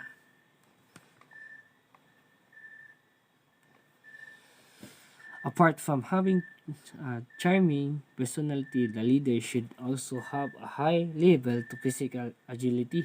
He is always affect to be on his cues when dealing with daily affairs, the dynamic manners. This leadership quality will good result when the manager act like a member of the group instead his sabotage towards the ultimate goals. Bukod sa pagkahimo nimo na pagka akit-akit nimo sa mga personalidad sa pag pinuno man sa mga pinuno na nagkuan magkaroon ng mga mataas na anta, mga mataas na kuan pananaw sa sa physical o sa pagaliksis sa iyang kuan o sa mga permintasyon nasaan sa mga bagay na kuan dali ra kay na sa pagpakitungo sa mga tao sa pag-adlaw-adlaw na ginahimo niya dynamic o mga kalidad sa pamumuno. To labi na ang kuan sa kuan ang kalidad sa pamumuno. Ang example lang sa physical stamina. Si kuan PRD kayo siya mga physical stamina. Ang kuan tagaan niya og ginahay moral niya ang mga tao niya, mga sundalo, mga pulis. Ginahay moral niya. O number 4,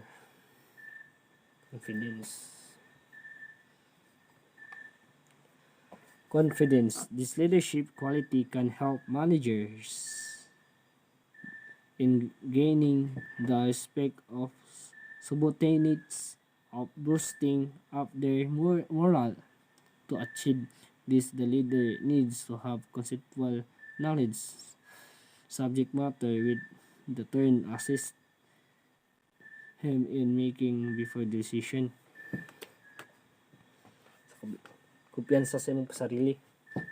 Sa isa ka pinuno, kabalo ka mahatag kumpiyansa sa imong mga tao. Ginatagaan mo sila og taas na kumpiyansa o high moral sa mga dili mo siya tagano naman siya problema, dili mo siya i-down, ginataas mo siya, ginatabagan mo ni buhaton sa nato, dili ta mo na-down man ta, kailangan nato confidence ta sa tong buhaton, sa tong mga decision o sa tong paghimo o sa tong mga batas na tong himuon o atong sundon. Tapos number 5, empathy. The most manager abide by a dictatorial style leadership, thus neglecting empathy and integrity. This is why Phil established a cause concern. Will the employees empathy is the ideal leadership quality which instigate the manager understand the problem faced by subordinates.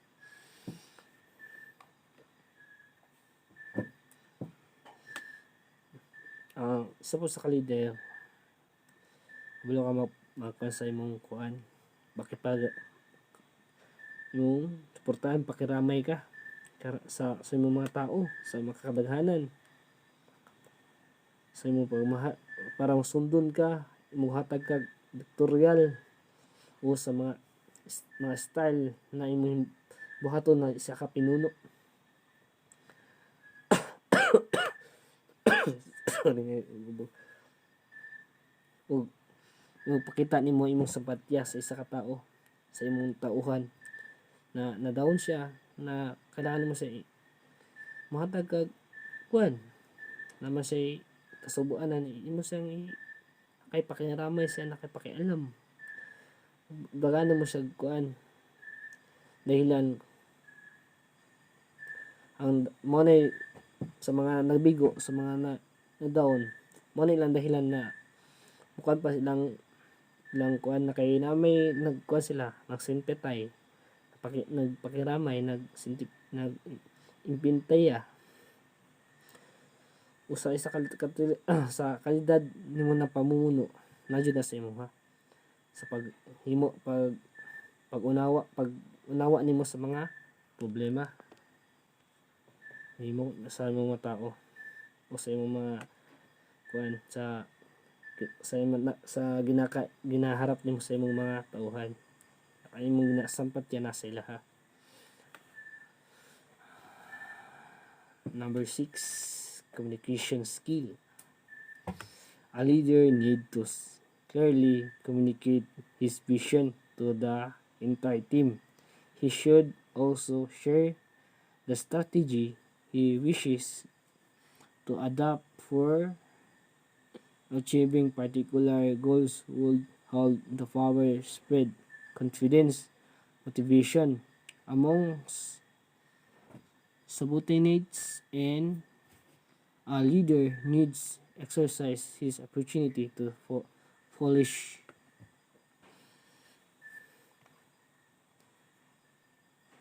sa imong sa leader kabalo ka makipag istorya sa imong mga nasakpan, nakipakialam imong ipamali o motana ka sa ila o sa ilang mga dapat sa ilang gusto buhaton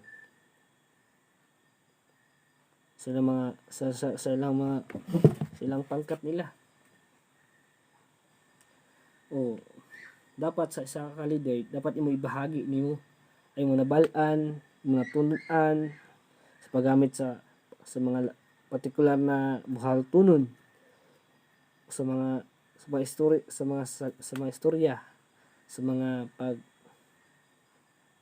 mga gahom o paghimo sa kumpiyansa, pagmotivasyon, pagmotivate nimo sila sa mga imong mga kauban o imong nasakupan.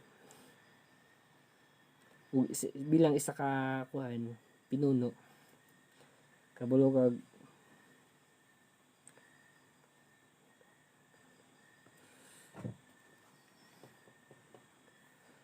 muhatag kanila og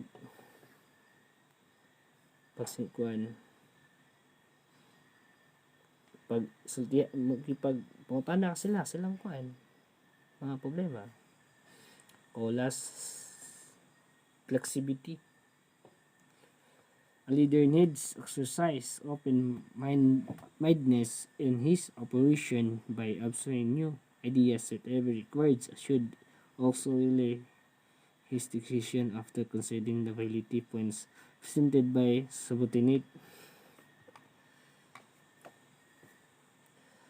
Flexibility kan paghimo nimo na pag-angkop nimo o ang isa ka pinuno kailangan naik pagkuan sa iyang ugma pag isip sa mga operasyon sa pamamagitan sa paghimo o sa pagtangkilig o pagtanggap ana ng mga bagong ideya. Kung kailangan nimo siyang mahimo og imo mahanda nimo ang mga desisyon pag himo nimo og imo na siyang ikuan niya nga imo sa alang-alang para mahirapan nahirapan naman imong kuan, imo kanang nasa kuan, imo siyang kailangan mo siya iangkop sa asa siya mahibutang mga bagay. O, thank you po. I'm Eugene Tutor sa Paso again. Last quarter. Good evening.